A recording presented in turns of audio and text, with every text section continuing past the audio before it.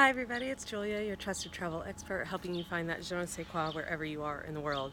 And something that is teeming with a je ne sais quoi, a soul, a duende as they call it, is Sevilla, Spain. Sevilla is a super amazing and important, fabulous city that I cannot believe it's taken me so long to get to. And since I've loved my time so much, I thought I would give you a little bit of a spotlight on visiting Sevilla. That's one of the first things I want you to know. It's not Seville. No one calls it Seville here. It's Sevilla. And it's a town about flamenco. It's about living. It's about, gorgeous sites like this. I'm actually in my hotel up on the roof, and it's a collection of houses.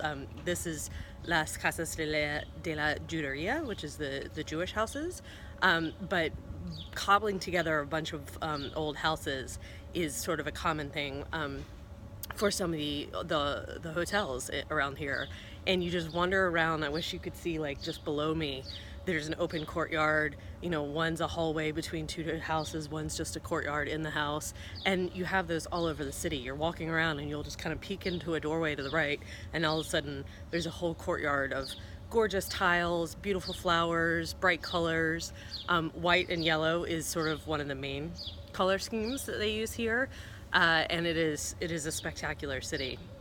To give you a little of the kind of where you want to stay, really the cathedral and the Alcazar, which is the palace, they're right next to each other, and they're right in the heart of the city, and so you kind of want to stay somewhere around them. It's a confusing-ish city. Oh, that's sorry. Okay. People are going about their day. It's a confusing city because there's no grid whatsoever. It's all curvy, little teeny tiny kissing streets, they call them even. And so it is a little challenging as far as north, south, east, west. I'm not going to be good at that. But the cathedral and the Alcazar are sort of right there in the center. Above them, so north and east of them, is the Jewish quarter, and that's sort of the heart and soul of the city, is those kind of three things.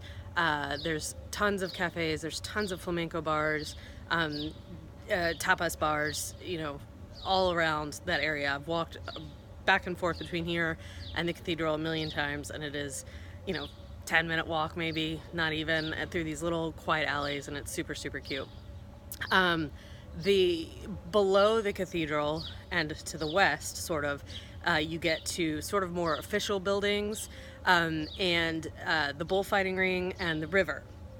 And then across the river there is another neighborhood, which I did go to last night, but I don't think give it its fair share. I think it's actually a better lunchtime neighborhood. That's the sort of working neighborhood, or where the locals kind of live, and that's called Triana, and that's another really cute place. And the bullfighting ring obviously is a really big deal. I also didn't go to that because I'm not really into bullfighting, but everywhere you go, almost all the tapas bars, you will see, photos of bullfighters. What are they called? I forget what they're called. And you'll see the old posters. Like I said, flamenco. Almost every public square, which there's a ton of public squares, you'll see like a flamenco dancer or maybe a flamenco singer or a guitarist or something like that, just showing off their skills, their talents. There's, like I said, tons of flamenco places, and it's just a really cool city.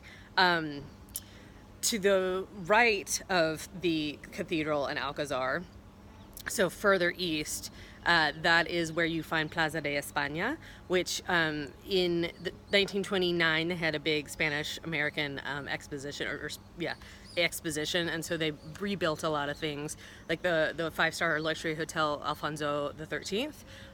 He built, King Alfonso XIII built that. It's just kind of southeast of the cathedral and Alcazar. He built that for the exposition, and then also the city built the Plaza de España, which is this huge horseshoe-shaped square with a big, huge park in front of it that leads to the river. I don't know, I think that's a little bit starting to get to the more developed part of town, and I'm sure I think there's a Marriott down there, there's some hotels down there, but I wouldn't stay too far in that direction, and I wouldn't stay too far away from the bull ring on the other side of town.